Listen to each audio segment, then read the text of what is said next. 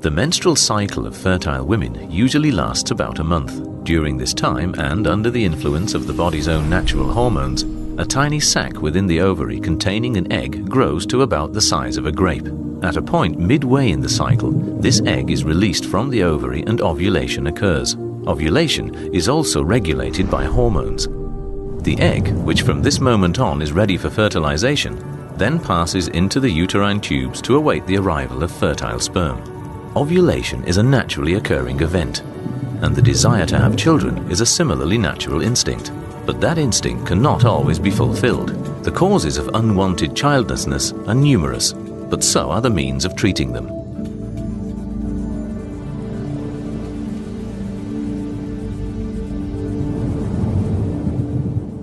The technique of in vitro fertilization, or IVF, removes several eggs from the ovary for fertilization in the laboratory.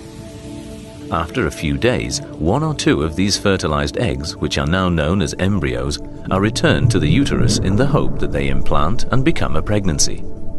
Women having IVF are given special reproductive hormones to encourage several eggs to develop in the ovaries. Final maturation of the egg itself is induced by the administration of a further hormone. 36 hours later, fluid containing the eggs is drawn from the ovary with a needle. This is usually performed under light sedation in a short outpatient procedure, with the doctor using ultrasound to check proceedings.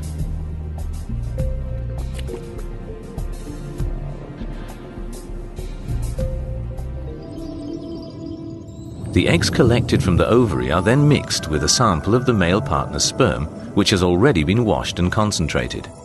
The eggs and sperm are left in an incubator set at 37 degrees for 24 hours so that fertilization can take place. During this time, only one of the many sperm cells will penetrate the outer layer of the egg and achieve fertilization. Following fertilization, the cells divide and multiply and form an embryo. After 2 or 3 days, a healthy embryo will comprise around 8 cells.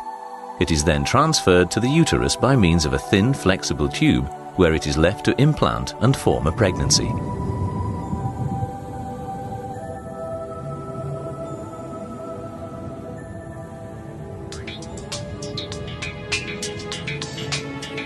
All these methods of assisted reproduction offer couples a good chance of bringing a healthy baby into the world. A consultation and thorough examination are necessary for each individual patient for finding the most appropriate treatment with the highest chance of success. Because female fertility decreases quite quickly after the age of 35, infertile couples should not delay seeking appropriate medical advice.